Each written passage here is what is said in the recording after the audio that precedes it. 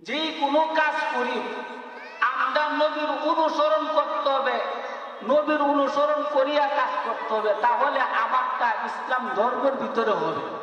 আর নবীর অনুসরণ চাইলে যখন কাজ করবে এটা শয়তানের অনুসরণ হবে। আমাদের এলাকার বিশ্বাস ছিলেন, আজ না এই কথা শুনতে পারবো না, কাজী হাবিবুর রহমান সাহেব রহমতুল্লাহ আলাই নাওয়ারাল্লাহু মারকাদাহু হুজুর একটা কথা বলে, যা নাই নাহাঙ্গা যা নাই নাহাঙ্গা, এই কথার ওয়াজের মধ্যে বলতে এরপরে শেষ কথাটা কিটা করতে ইত্তেবায়ে রাসূল যে না করিবে সব হবে ভুল।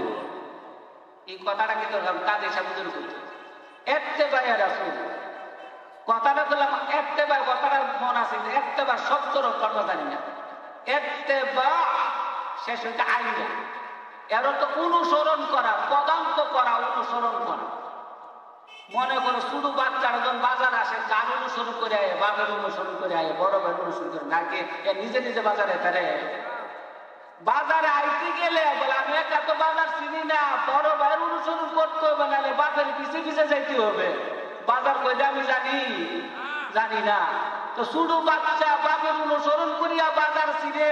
তুমি যদি ইসলাম চিনতে চাও নবীর অনুসরণ করো, নবীর ইত্তেবা করো, সাহাবায়ে কেরামের ইত্তেবা করো, আলেম ওলামার ইত্তেবা করো, মন করে ইত্তেবা করবা, নিজের নফসের অনুসরণ করবা, জানি রাখো তোমার শয়তান অনুসরণ হইব। আর নবীর ইত্তেবা করবা, এটা তোমার জন্য জান্নাতের রাস্তা খুলিয়া দিবে। আর শয়তান অনুসরণ করবা, জাহান্নামের রাস্তা খুলিয়া দিবে। এই জন্য আমি কাজী সাহেবের কথা ইত্তেবায়ে রাসূল। আর নবীর ইত্তেবা করবা না, সব হবে ভুল, সব হবে কিটা ভুল। এই কথাটা হুজুর বিশ্লেষণ করতেন না, খালি হুজুর কথাটা কইতে ইত্তেবায়ে রাসূল যে না করিবে সব হবে ভুল। আজকে হুজুর নাই আর ইত্তেবায়ে রাসূলের কথা শুনি না। এই জন্য কালিমা শরীফ যে পড়ব আমরা কার অনুসরণ করিয়া পড়ব? নবীর অনুসরণে পড়ব। আমি আপনাদের খেদমতে সূরা তাওবার 2 খানা আয়াত তেলাওয়াত করব। সূরা তাওবার 2 খানা আয়াত তেলাওয়াত করছি, 2 খানা আয়াত সূরা তাওবার শেষ 128 129। তাহলে এই সূরা তাওবার আয়াত আছে কয়টা? 129টা। আমি শেষ আয়াত তেলাওয়াত করছি। এই আয়াতের মধ্যে নবীজির ইন্তিকাল শেষ হয়ে গেছে, এরপরে আর কোন আয়াত নাযিল হয়নি। আর এই আয়াতের মধ্যে আমাদের নবী, আপনার নবী, নবীর 5টা গুণ আলোচনা করছে। এই জন্য আল্লাহ তাআলা বলেন লাকাদ জাআকুম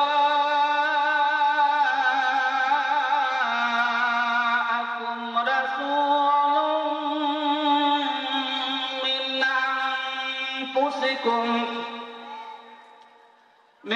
আনফুসিকুম আযীজুন আলাইহি মা আনিতুম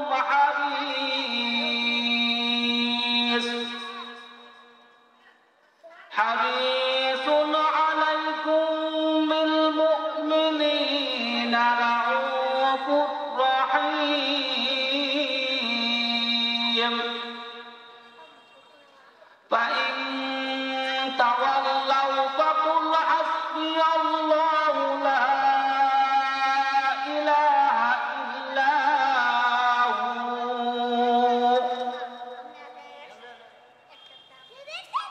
আলাইহি তাওয়াক্কালতু ওয়া হুয়া রাব্বুল আরশিল আযীম।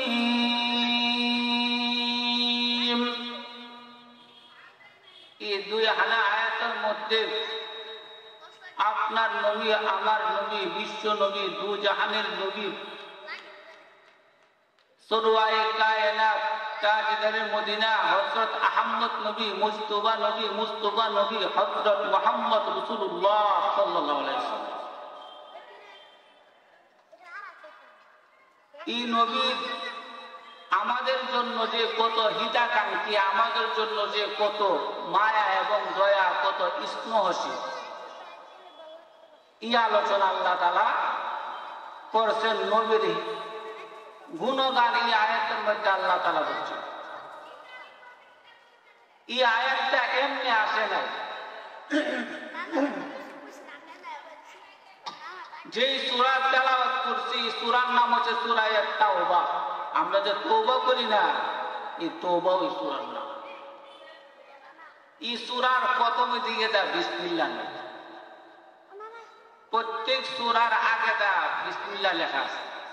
যারা কোরআন শরীফ পড়েন সিবারা করে দেখুন, প্রত্যেক সূরার আগে কি আছে? বিসমিল্লাহ আছে। কিন্তু সূরা তাওবার আগে বিসমিল্লাহ নাই। কারণ হচ্ছে কি, একটা কারণ বলি। এই সূরার মধ্যে মক্কার কাফির মুশরিক বেঈমানদের সাথে যুদ্ধ করার জন্য আল্লাহ তাআলা হুকুম করছেন, তোমরা যুদ্ধ করো। কাফির মুশরিক বেঈমানদের সাথে তোমরা জিহাদ করো, কাফির মুশরিক বেঈমানদের সাথে তোমরা লড়াই করো। তো যুদ্ধ করতে হবে, ঝগড়া করতে হবে। ঝগড়া করতে গেলে, যুদ্ধ করতে গেলে মানুষ কি গুনার কাজ বিসমিল্লাহ করে শুরু করে। এই জন্য কাফির মুশরিক বেঈমানদের সাথে যে যুদ্ধ করতে হবে, এই জন্য আল্লাহ তাআলা প্রথমে কি করেন নাই? বিসমিল্লাহর আলোচনা আনেন নাই।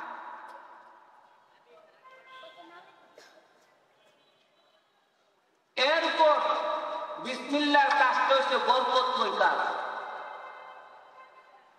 মুসলমান জিহাদের আলোচনা রয়েছে। এই জন্য হযরত ওমর ফারুক রাদিয়াল্লাহু তাআলা বলছেন, তোমরা কি করো, পুরুষগণকে সূরা তাওবা শিক্ষা দাও আর নারীগণকে সূরা নূর শিক্ষা দাও।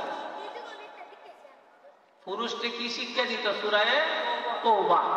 আর নারীরা, মহিলাদেরকে কি শিক্ষা দিত? সূরা নূর। সূরা নূর। সূরা নূরের মধ্যে সে পর্দার আলোচনা, জিনার আলোচনা, ব্যভিচারের আলোচনা। আর ব্যভিচারের কেন্দ্র হচ্ছে কি, মহিলার থেকে উৎপত্তি হয়। এই জন্য তোমরা কি করো, মহিলাগণকে সূরা নূর শিক্ষা দাও।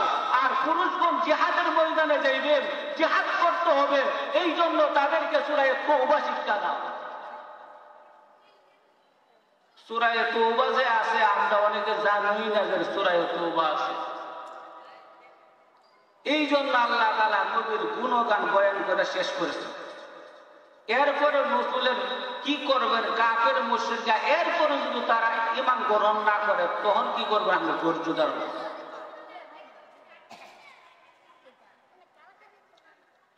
লাকাদ জাআকুম রাসূলুম মিন আনফুসিকুম আযীজুন আলাইহি মা আনতুম হারিসুন আলাইকুম বিল মুমিনিনা রাউফুর রহিম।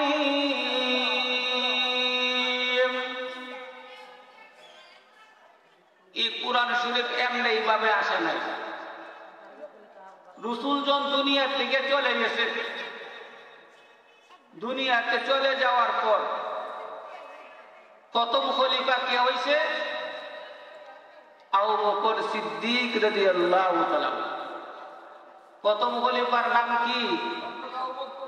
আবু বকর সিদ্দিক রাদিয়াল্লাহু তাআলা। আজকে যেই কথাগুলি বলবো ইনশাআল্লাহ আপনারা সকলেই স্মরণ রাখার জন্য চেষ্টা করবেন। কুরআন কিভাবে আসছে আমরা ইতিহাস জানি না। আবু বকর সিদ্দিক রাদিয়াল্লাহু তাআলা যখন কি করলেন, খলাফত লাভ করলেন, খলিফা হইলেন, তখন কুরআন শরীফ ভলিউমের আকারে ছিল না, কিতাব আকারে ছিল না। একজন সাহাবীর কাছে সূরা নাস আছে, আরেকজন সাহাবীর কাছে সূরা তাওবা আছে, আরেকজন সাহাবীর কাছে কুল আল্লাহ সূরা আছে। এমন ভাবে চড়ানো ছিল কুরআন শরীফ। সকলের কাছে কুরআন শরীফ ছিল না।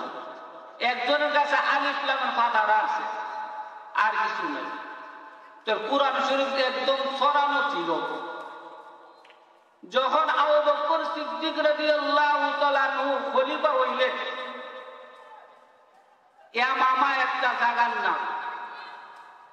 এই হাদিসটা যে বলতেছি বুখারী শরীফের হাদিস, মিশকাত শরীফের 193 পৃষ্ঠা 2220 নম্বর হাদিসের নম্বর।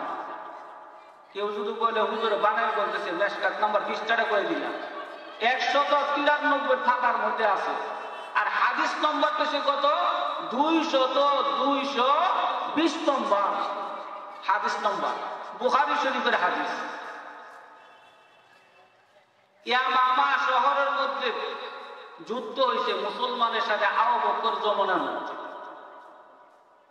যুদ্ধ হওয়ার সময় সাহাবাই কারামের মধ্যে যে কারি সাহেব ছিল এবং হাফেজ সাহেব ছিল, হাফেজ কুরআন এবং কারি সাহেবরা তারা ওই যুদ্ধের মধ্যে একরা হয়তো তারা 700 জন তারা কি হয়েছেন, তারা শাহাদত বরণ করেছেন। আরেকটা হয়তো তারা 1200 মানুষ কি করছে, শাহাদত বরণ করেছে।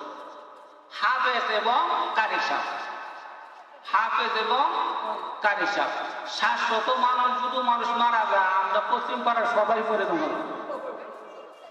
পশ্চিম পাড়া বলতে 1200-1300 মানুষ বেড়াবেড়ি মিল্লা। আর কারিরা মারা গেছে, কুরআন পড়নওয়ালা মারা গেছে কতজন, 700 অথবা 1200 মানুষ মারা গেছে ইয়ামামার যুদ্ধের মধ্যে। ইয়ামামার যুদ্ধের মধ্যে যখন মারা গেছে, তখন আবু বকর যে খলিফা, কুরআন শরীফ বলিও আকারে ছিল না। এজনের কাছে এক একটা পাতা, এক একটা সূরা, এক একটা ফারা ছিল, এমন ছিল, সিনার মধ্যে ছিল। তখন উমর রাদিয়াল্লাহু তাআলা আনহু, এই জন্য উমরের ব্যাপারে বলছে, নবীর পরে যদি নবী হইতো তাহলে উমরকে আল্লাহ তাআলা নবী বানাইলেন। আমাদের নবীর পরে যদি কাউকে নবী বানাইতো তাহলে উমরকে কি বানাইলো, নবী বানাইলো। এতগুলো কারি সাহেবরা যখন আমার যুদ্ধের মধ্যে তারা কি হয়েছে, শাহাদত বরণ করেছে, 1200 লোক শাহাদত বরণ করেছে। উমর রাদিয়াল্লাহু আনহু অন্তর করে জাগ্রত হয়েছে, এইভাবে যদি মুসলমান যুদ্ধের মধ্যে তারা নিহত হতে থাকে, তারা শাহাদত বরণ করতে থাকে, তাহলে এতগুলো কারি সাহেব দুনিয়াতে চলে গেছে, তাহলে তো কুরআন আস্তে আস্তে মিটিয়ে যাবে। কুরআন তো জানবে না, কুরআন তো বলেও মার আকারে নাই, বইয়ের মতন নাই, তাহলে তো মানুষ কুরআন আর পাইবে না। উনি গিয়া কার কাছে বলেন, আবু বকরের কাছে বলেন, উনি তো খলিফা। যা বলেন, আবু বকর তুমি কুরআন একত্রিত করো, জমা করো, যে কাছে যে আয়াত পাও, যে সূরা পাও, যে ফারা পাও, এই ফারাগুলি কি করে একত্রিত। এই হাদিসটা বর্ণনা করে যায়েদ ইবনে সাবিত, বেরার নাম হইছে যায়েদ, বাপের নাম হইছে সাবিত। নবীজি কি করলেন, যায়েদ ইবনে সাবিতের কাছে একটা লোক পাঠাইলেন, যায়েদ ইবনে সাবিতরে কো আমার কাছে আইতে। যায়েদ ইবনে সাবিত তো আমি রাসূলের কাছে গিয়া দিয়ে উমর, আর আমি আবু বকরের কাছে গিয়া দিয়ে উমর কি করে আবু বকরের কাছে বসা, বসিয়া সে এই কথা নিয়ে আলোচনা করতেছে। আবু বকর বলেন, আমি কাজ কেমনে করব, কুরআন শরীফ একত্রিত করা, যে কাজ নবীজি করে নাই, কুরআন শরীফ একত্রিত নবীজি করে নাই, রাসূলের যেমন যে কাজ করছেন এই কাজ যদি আমি করি তো বেদাত হবে। উনি কাজ করতে রাজি না। আর উমরে যতভাবে বুঝায়, কিন্তু আবু বকরই কাজ করতে রাজি না। তখন আল্লাহ তাআলা কিছুদিন পর আবু বকরের অন্তর মধ্যে কথাটা ঢালিয়া দিলেন, হে আবু বকর, উমরের যে পরামর্শ দিছে তোমার দিলের মধ্যে আমি ঢালিয়া দিলাম, তুমি সেই সিদ্ধান্ত গ্রহণ করো। উমরের সিদ্ধান্ত গ্রহণ করিয়া তুমি কুরআন কি করে একত্রিত করো, কুরআন জমা করো। তো কুরআন জমা করবে কার মাধ্যমে? ওই যায়েদ ইবনে সাবিত যে হাদিস বর্ণনা করছেন, উনি রাসূলের জমানার মধ্যে ওহী লিখতেন। ওহীর বাণী যখন রাসূলের কাছে আইতেন তখন তার হাতে কি করতেন, লেখাইতেন। তোর যায়েদ ইবনে সাবিত যায়েদ ইবনে সাবিত উমর যে কথাগুলো বলছে, আল্লাহ তাআলা আমার অন্তরের মধ্যে এই কথাটা প্রশস্ত করে দিয়েছেন, আমার অন্তরের মধ্যে জাগ্রত করে দিয়েছেন, এই কথারই সঠিক কথা সিদ্ধান্ত, তুমি কি করে কাজটা করো। যায়েদ ইবনে সাবিত কো, হুজুর যে কাজ নবী করে না আমি কাজ কেমনে করবো, একত্রিত করবো, কোরআন শরীফ জমা করবো, এটা কেমন কথা। যায়েদও রাজি না। কিছুদিন পর যায়েদও কি হয়েছেন, আবার আল্লাহ তাআলা তার অন্তরের মধ্যে ঢেলে দিয়েছেন, হে যায়েদ, আবু বকর যে কথা বলছি কথাটা মানো, উমরে যে কথাটা বলছি কথাটা মানো, এটি আসল কথা, তোমরা কোরআন শরীফ কি করে একত্রিত করে জমা করো। তখন যায়েদ ইবনে সাবিত কি করলেন, এই তল্লাশি দিয়ে হুস করতে করতে করতে করতে করতে করতে একদম পুরা কোরআন শরীফটা আসে। সর্বশেষ হযরত হুযায়মা রাদিয়াল্লাহু তাআলা একজন সাহাবী, সাহাবীর নাম কি? হুযায়মা। হুযায়মা, হুযায়ফা না, হুযায়মা। হুযায়মা সাহাবীর কাছে এই আয়াতটা পাইলেন, লাকাদ জাআকুম রাসূলুম মিন আনফুসিকুম আজিজুন আলাইহি মা আনিতুম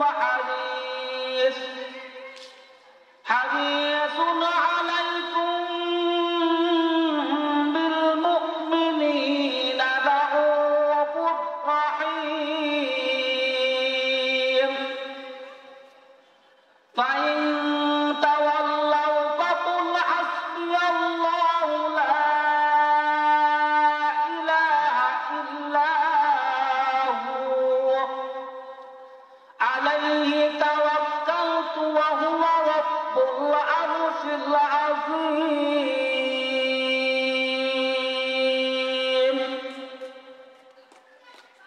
যায়েদ ইবনে সাবিত বলেন,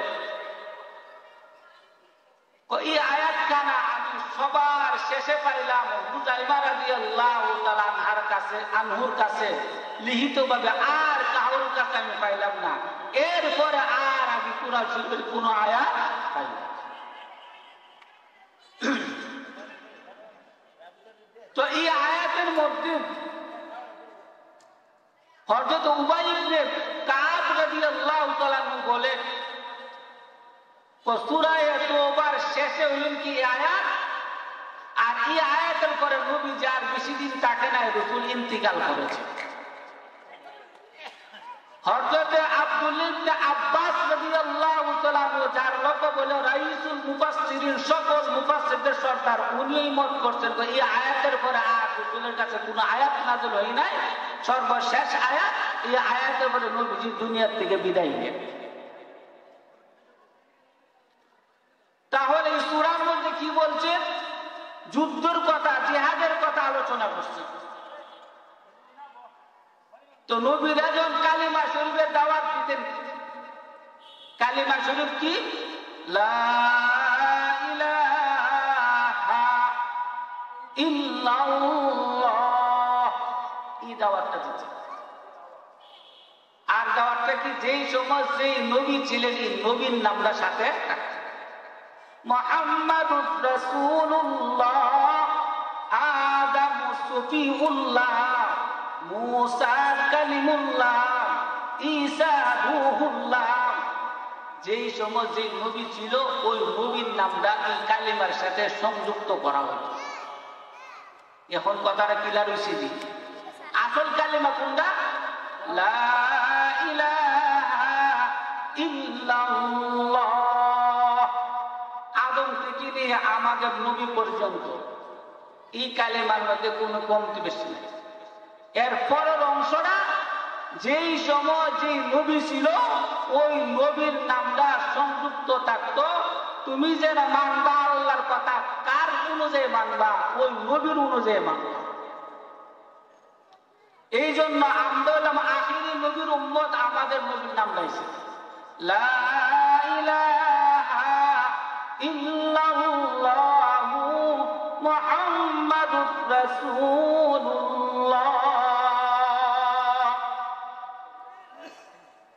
সাল্লাল্লাহু আলাইহি ওয়াসাল্লাম। তো আমাদের নবীর নাম গাইছে। তাহলে এখন যদি আমরা কালেমা শরীফ পড়ি, যে কোনো কাজ করি, আমরা নবীর অনুসরণ করতে হবে, নবীর অনুসরণ করিয়া কাজ করতে হবে, তাহলে আমারটা ইসলাম ধর্মের ভিতরে হবে। আর নবীর অনুসরণ চাইলে যখন কাজ করবে, এটা শয়তানের অনুসরণ হবে। আমাদের এলাকার বিশ্বাস ছিলেন, আজ না এই কথা শুনতে পারবো না, কাজী হাবিবুর রহমান সাহেব রহমতুল্লাহ আলাইহি নাওয়ারাল্লাহু মারকাদাহু, হুজুর একটা কথা বলে, যা নাই নাহাঙ্গা, যা নাই নাহাঙ্গা, এই কথার ওয়াজের ভিতরে এরপরে শেষ কথাটা কিতা করতে ইত্তেবায়ে রাসূল যে না করিবে সব হবে ভুল। এই কথাটা কিন্তু কাজী সাহেব হুজুর বলতে, ইত্তেবায়ে রাসূল কথাটা বললাম, ইত্তেবা কথাটা মনে আছে, ইত্তেবা শব্দর অর্থ জানি না, ইত্তেবা শেষ হইতে আইনা, এর অর্থ অনুসরণ করা, পদাঙ্ক করা, অনুসরণ করা। মনে করো ছোট বাচ্চারা যখন বাজার আসে, কার অনুসরণ করে আয়, বাপের অনুসরণ করে আয়, বড় ভাইয়ের অনুসরণ করে না, নিজে নিজে বাজারে তারে বাজারে আইতে গেলে বলে আমি একা তো বাজার চিনি না, বড় ভাইয়ের অনুসরণ করতে হবে, নাহলে বাপের পিছিয়ে পিছিয়ে যাইতে হবে। বাজার কইতে আমি জানি না। তো ছোট বাচ্চা বাপের অনুসরণ করিয়া বাজার চিনে। তুমি যদি ইসলাম চিনতে চাও, নবীর অনুসরণ করো, নবীর ইত্তেবা করো, সাহাবাই কেরামের ইত্তেবা করো, আলেম ওলামার ইত্তেবা করো, মন করে ইত্তেবা করবা, নিজের নফসের অনুসরণ করবা, জানিয়ে রাখো তোমার শয়তানি অনুসরণ হইব। আর নবীর ইত্তেবা করবা, এটা তোমার জন্য জান্নাতের রাস্তা খুলিয়া দিবে। আর শয়তান অনুসরণ করবা, জাহান্নামের রাস্তা খুলিয়া দিবে। এইটার নাম কাজী সাহেব হুজুর বলতে ইত্তেবায়ে রাসূল। আর নবীর ইত্তেবা যখন করবা না, সব হবে ভুল, সব হবে কিতা ভুল। এই কথাটা হুজুর বিশ্লেষণ করতে না, খালি হুজুর কথাটা করছে, ইত্তেবায়ে রাসূল যে না করিবে সব হবে ভুল। আজকে হুজুর নাই, আর ইত্তেবায়ে রাসূলের কথা শুনি না। এই জন্য কালিমা শরীফ যে পড়বো, আমরা কার অনুসরণ করিয়া পড়বো? নবীর অনুসরণে পড়বো। কথা মনে রাখতে, এটার মাঝে রসুলের ফাঁসটা, রসুলের শান বর্ণনা করছে। একটা হলো রাসূল, আরেকটা শব্দ হলো আজিজ, আরেকটা শব্দ হলো হারিস, আরেকটা শব্দ হলো রাউফুর, আরেকটা হলো রাহিম। কটা শব্দ কইলা? পাঁচটা। লাকাদ জাআকুম রাসূলুম মিন আনফুসিকুম, রাসূল একটা শব্দ পাইলাম।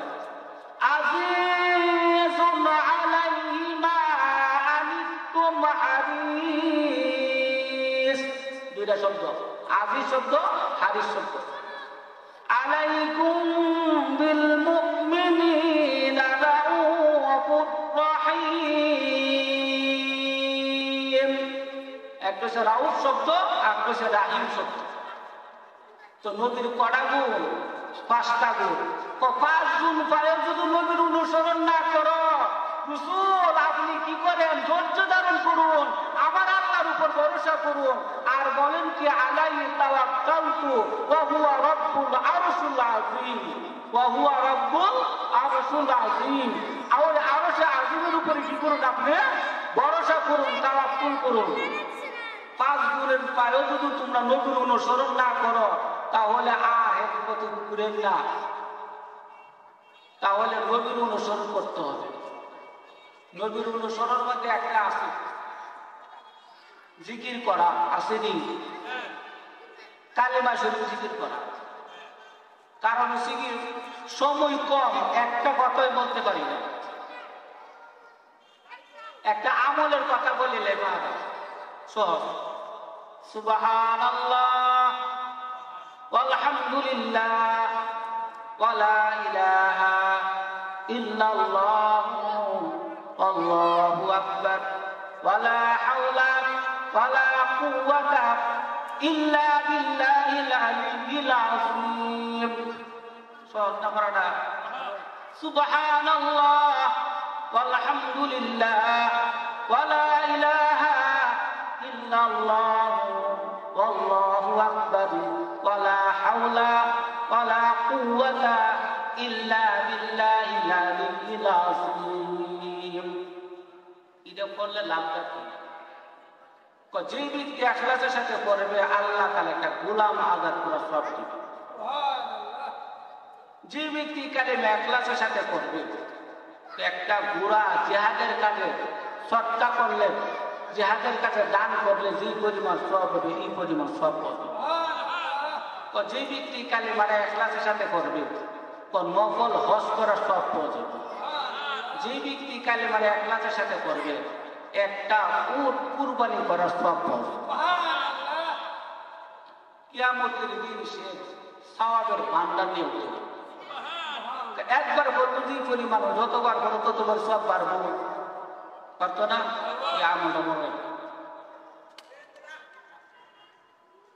আমলটা যে করবো নবীর অনুসরণ মাধ্যমে, আর নবীর অনুসরণ করলে জান্নাতের রাস্তা খুলিয়া যাইবে। এখানের মাঝে এক নম্বর হইল তোমাদের কাছে যে আসছেন ওই লোকটা বিদেশের মানুষ না, হে আরবের লোকেরা, তোমরা নবীর কথা মানো না। নবী বললাম তোমাদের বংশ থেকে আছে, তোমাদের জাতের মধ্যে আছে। মিন আনফুসিকুম, তোমার বংশধর মানুষ, তোমার দেশের মানুষ, তোমরা তার অবস্থা চিনো, তার আখলাক চরিত্র তোমরা জানো। আমি আপনার গ্রামের মানুষ, শুরু থাকতে আপনারা হাতে লালন মানুষ। আমি যে কোন স্বভাবের, খারাপ স্বভাবেরও জানা আছে, ভালো স্বভাবের তো জানা আছে। এটা আইনাটা গ্রহণ লাগতো না। এখানে দূরের থেকে মানুষ আসে না, আমি এই বংশের এই পুত্রের মানুষ হই, আর আপনারও পাতিজা, আপনারও পুত্র আমি। তাহলে আমার এত লালন পালন হচ্ছে, তা কোন স্বভাবের আমি জানি না। এই জন্য আল্লাহ তাআলা বলছেন আমি খুশি কুম, তোমরা বংশ থেকে আছে, বিদেশের থেকে আমি ফেরেশতা রাসূল বানাই না, উনারা আমি মুসলমান, তোমরা মানো। এক নম্বর। আর ওই রসুলের কাজ জানো কি? আজিজুন। এখানে মাদ্রাসা ছাত্ররা এই কথাটা মনে রাখবো। আজিজুন শব্দের অর্থ প্রিয়, বন্ধু, আদর, প্রিয় পাত্র। এখানে প্রিয় পাত্র উঠবে না, সব জায়গায় সব কষ্ট উঠে না। এখানে আজিজুন শব্দের অর্থ কষ্টকর। কি বলছি? কষ্ট, কষ্ট, কষ্ট। আলাইহিমা আনতুম, তোমরা যদি কোনো বিষয়ে তোমরা কি করো, কষ্ট পাও, দুঃখিত হও, এর জন্য নবী সবচেয়ে বেশি কষ্ট পায়। আমি যদি একটা দুঃখ পাই, আমার থেকে আমার বাপের দুঃখ পাবে বেশি। আমি যদি একটা দুঃখ পাই, আমি রসুন দিতে একটা 22 বছর হয়ে গেছে। আপনারা যদি গুণের গুণের লোক হয়েছে, তো আপনার আর এই ছেলেটা তো আপনার বাতি জ্বালা কাজ মনে একটা দুঃখ লাগবে। তাহলে কার হিতাকাঙ্ক্ষী? আমার হিতাকাঙ্ক্ষীর জন্য আপনারা দুঃখিত হয়েছে। এমন নবী প্রেরণ করছি, তোমরা যদি কোনো বিষয়ে কষ্ট পাও, ওই রসুল সবচেয়ে বেশি কষ্ট পান তোমাদের হিতাকাঙ্ক্ষীর জন্য। রসুল তোমাদের প্রতি কত ধরো, তোমরা দুঃখ পাইলে রসুলে কি পায়? কষ্ট পায়। আর রসুল হলেন কি হারিস, তোমাদের জন্য মঙ্গল কামী, তোমাদের জন্য খারাপ কামী না। একদল মানুষ বিপদ বালাইতো চায়, আর রসুল তোমাদেরকে বিপদ বালাইতেছে না, তোমাদের মঙ্গল কামনা করে, তোমাদের জন্য বালাই কামনা করে, তোমাদের জন্য হিতাকাঙ্ক্ষী। রসুলের কয়টা গুণ? এক নম্বরে তোমার জাতের রাসূল, দ্বিতীয় নম্বরে তোমরা কষ্ট পাইলে রসুলের বেশি কষ্ট পাই। কোনো বিষয়ে তোমরা কষ্ট পাইলে নবীর অন্তরে কষ্ট লাগে, যাতে আমার উম্মত কষ্ট পাইছে। তৃতীয় নম্বরে রসুল ছিল তোমাদের মঙ্গল কামে, তোমাদের জন্য হিতাকাঙ্ক্ষী। চতুর্থ নম্বর হইল কি? রাউফুন, নবী হলেনকে স্নেহশীল, নবী তোমাদের প্রতি দয়াশীল। আর রাহিম শব্দের অর্থ নবী হচ্ছে তোমাদের প্রতি মায়াশীল। যে নবী তোমাদের স্নেহশীল, যে নবী তোমাদের মায়াশীল, যে নবী তোমাদের হিতাকাঙ্ক্ষী, তোমাদের মঙ্গল কামনা করে, তোমার বালাই কামনা করে, যে নবী তোমরা দুঃখ পেলে তার অন্তরে সবচেয়ে বেশি দুঃখ পায়, আর আর যেই নবী তোমাদের বংশের মধ্য থেকে নবী আসছেন ওই নবীর কথা যদি তোমরা না মানো, এত সুন্দর চরিত্রওয়ালা নবীর কথা যদি তোমরা না মানো, আল্লাহ তাআলা নবীদের সম্পর্কে বুঝলেন কি করবে? এরপরে যদি তারা কালিমা গ্রহণ না করে কি করবে? এত সুন্দর ভাষায় তারা বলছেন, জিহাদ করছেন, এরপরে যদি তারা কি করে কালিমা গ্রহণ না করে, আল্লাহ নিজে ফাইন তাওয়াল্লাউ ফাকুল হাসবিয়াল্লাহু লা ইলাহা ইল্লাহু আলাইহি তাওয়াক্কালতু ওয়া হুয়া রাব্বুল আরশিল আযীম।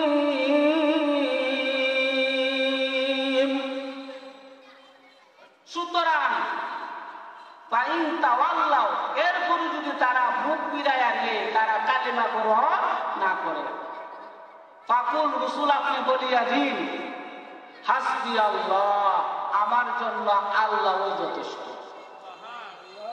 আমার জন্য কে যথেষ্ট? আল্লাহ যথেষ্ট। আপনি ধৈর্য ধারণ করুন আর আল্লাহর ভরসা করুন। আলাইহি তাওয়াক্কালতু ওয়া হুয়া রাব্বুল আরশিল আযীম। হে নবী, কাফির মুশরিক বেঈমানদেরকে আপনি জানায়া দিন, হে কাফির মুশরিক বেঈমানরা, এরপরে যদি তোমরা কালিমা গ্রহণ না করো, আমার আল্লাহ যথেষ্ট। আলাইহি তাওয়াক্কালতু, তার উপর আমি ভরসা করছি। উনি কে জানো? ওয়া হুয়া রাব্বুল আরশিল আযীম, যিনি মহান আরশের অধিপতি, যিনি মহান আরশের মালিক, যিনি মহান আরশের রাজত্বের মালিক। বা আরশ এত বড়, সাত আসমান সাত জমিনকে আল্লাহ তাআলা বেষ্টন করে রাখছেন, সাত আসমান সাত জমিনকে বেষ্টন করে রাখছেন। এখন বুঝে আরশটা কত বড় হবে? এখন আরশটা কত বড় হবে? একজন সাহাবী রাসূলকে জিজ্ঞাসা করছেন, হুজুর আরশটা কত বড়? কারে বেড়া আরশটা আছে না, বইলা বইলা যেটা রাখবো, বইলা যদি বিশাল মনে করে আমরা পুবের মাঠটাকে বড় মাঠ না, তো বইলার এরালটা ফালাই দিলে পুবের মাঠটার জন্য বইলাটা যত বড় হবে, এই বইলাটা পরে বিচারে বার করতে পারবো। কোন পালা দিয়ে এলে সোয়াল আপনি বিচারে বার করতে পারবেন নিকাল। বিশাল বড় মানের জন্য বইলাটা কত বড়, সারা পৃথিবীর জন্য আল্লাহর আরশটার তুলনায় যে পৃথিবী রয়েছে কিনা এত বড়। আরশটা কত বড়? মাত্রা অনুযায়ী বইলাটা কত বড়, আরশ অনুযায়ী সারা পৃথিবী রয়েছে কিনা তীরের মতো। আরশটা কত বড়? ওই আরশের মালিক, আমি ওই মালিকের উপরে কি করছি? ভরসা। তাহলে এই আরশের ছায়ার তলে যদি আমরা আশ্রয় চাই, সাত প্রকার মানুষটা আল্লাহ তাআলা আশ্রয়, যে হাদিসটা তেলাওয়াত করছিলাম, সাবআতুন ইযিল্লুহুমুল্লাহু বিযিল্লিহি ইয়াওমা লা যিল্লা ইল্লা যিল্লুহু, ইমামুন আদিলুন শাকুন নাশা ফি ইবাদাতিল্লাহ। সাত প্রকার মানুষ কি করবে? আরশের তলে স্থান পাইবে, ছায়ার মধ্যে থাকবে। সাত প্রকারের ভিতরে আমি ঢুকতে পারিনি, চিন্তা করে। আর সাত প্রকার থেকে বাইরে জায়গা চলে আরশের ছায়ার চলে আমার আশ্রয় পাবো। এক নম্বর হচ্ছে ন্যায় পরায়ণ বাদশাহ। আযান জানাই দিয়েছেন, সংক্ষিপ্ত করে শেষ করে দিই। এক পরায়ণ হচ্ছে ন্যায় পরায়ণ বাদশাহ। দ্বিতীয় নম্বর, যে যুবক তার জুয়ানি কালটা এবাদতের মধ্যে সে কি করেছে? কাটাইছে, এবাদত করেছে, বর্ধিত হয়েছে, বড় হয়েছে। বুড়ো এবাদত করছে না, জুয়ানি কালটাও এবাদত করতে করতে সে বড় হয়েছে। আর জুয়ানি কালে এবাদত করা নবীদের চরিত্র। কার চরিত্র? নবীদের চরিত্র। আর বুড়া কালে এবাদত করা, বুড়া কালে গঙ্গার বাঘও ভালো যাবে। বাঘে যখন শক্তি থাকে না, তখন গঙ্গার বাঘও পালিয়ে যায়। এই জন্য পূর্বে একটা শের বসে, বক্তবীর গুরু গজালিম মিশাওয়াত পরহেজ করিম, বক্তবীর গুরু গজালিম মিশাওয়াত পরহেজ করিম, দার জওয়ানি তওবা করদান শিওয়ে পয়গম্বরি, দার জওয়ানি তওবা করদান শিওয়ে পয়গম্বরি। জোয়ান কালে তওবা করা এটা নবীদের চরিত্র, আর বুড়াকালে তওবা করা বাঘের চরিত্র। এটা কিভাবে বলছেন? এক বাঘ আছে না, ছোড়ো বাঘটা মুরগা ডাকতেছে, ছোড়ো বাঘ কইতেছে বড় বুড়া বাঘটারে কাহা অত জেডা, ওই মুরগাটা ডাকতেছে দুইটা লয়ে গিয়া। তো বুড়া বাঘটা বলে বাকি যাই কাজ করা ভালো না, বাকি যাই কাজ করা কিটা ভালো না। চুরটারে সে আইসিন কাটা, বুড়াটা সে আইসিন না, ওহন তো কিটা এই কাজ করা ভালো না। কারণ হচ্ছে কি ওহন বুইরা টাকাটা ধইরা মুরগা আনতে পারতো না, শুধু শক্তি নাই, লাঠির বাড়ি গাইবে, এলিগে তওবা করছে। তো দেখছি কিটা বুড়া কালে বাঘের তওবার মতন বুদ্ধ অবস্থায় তওবা করা, আর জুয়ানি কালে তওবা করা পয়গম্বরদের স্বভাব, আর বুড়া কালে তওবা করা বাঘের স্বভাব। ওই জন্য বালা না কোন জানতো না, তওবা করলিস না বলে এটা সে আইসিন কাটা, তুমি তো শয়তানি দেশে আইসিলা, কোন বালা নাকি কোন গান চলে না, শয়তানি করার মতো শক্তি। তাহলে দ্বিতীয় নম্বর হচ্ছে কি জুয়ানি কালটা ইবাদতের মধ্যে কালা। তৃতীয় নম্বর ওয়ারাজুলুন কালবুহু মুআল্লাকুন বিল মাসজিদি ইযা আখরাজা মিনহু হাত্তা ইয়াউদা ইলাইহি। মসজিদ থেকে বাড়ি গেলে গা কুম্বালা মসজিদে যাই আবার নামাজ পড়বো এই চিন্তা করে। 3 নম্বর চরিত্র কিনা একবার নামাজ পড়ে মসজিদ থেকে বাড়িছে, আবার মনটা লাগাইছে মুআল্লাকুন বিল মাসজিদ, মসজিদের সাথে মনটা লাগাইছে, কুম্বালা আবার মসজিদ থেকে আবার নামাজ। এই নামাজের একটা আদব করিয়া দিই আমরা। অনেক সময় মসজিদের মধ্যে 2-3 মিনিট তাকে দাঁড়ায় থাকি, দাঁড়ায় থাকি না, নামাজ আরম্ভ হয়েছে ধরুন দাঁড়ায় থাকি, এটা নামাজের আদব না। নামাজের মসজিদে গিয়ে 1 মিনিট পরে নামাজ হোক, মসজিদের কাতারে গিয়ে বসা, বসিয়ে সেরা নামাজের জন্য অপেক্ষা করে, তাহলে তুমি সব পাইবা। নামাজের জন্য অপেক্ষার জন্য সব করো। আর হারিয়া থাকা এটা হাদিসে নিষেধ করছে, কথাটা মনে থাকুনি, এটা হচ্ছে শিক্ষণীয় বিষয়। তুমি যখন দাঁড়ায় থাকলা ইমাম সাহেব হুকুম মানলা না, তুমি ইমাম সাহেবের আগে চলছো, কারণ ইমাম সাহেব তো তুমি কাতার সোজা করো, তুমি আগে বাড়ি লামা সোজা দিলে সরকারি করে দিচ্ছ, তাহলে কি করলা ইমামের কথা অমান্য করো। আল্লাহ তাআলা সকলকে যে কথাটা কইলাম এই কথা 2টা কথা শেষ করে দিলেন। 3 নম্বর 4 নম্বর একজন অপর জন্য মহব্বত করা, আল্লাহর জন্য মহব্বত করা, একজনের সাথে সূত্র করে রাখা, আল্লাহর জন্য মহব্বত করা। 5 নম্বর কোনো ব্যক্তিকে যদি দান করা এমন ভাবে দান করণ চাই, ডাইন হাতে কি দান করছে বাম হাতে জানে না। এই কথাটা মনে থাকতো তো আমরা ছাড়া দান করলে মানুষের হুনাই, আর বিশুলে বিশুলে সুখের সাথে দান করবা। আল্লাহ তোমরা সকলকে 5টা কথার পালন করে আমিন। আসসালামু আলাইকুম।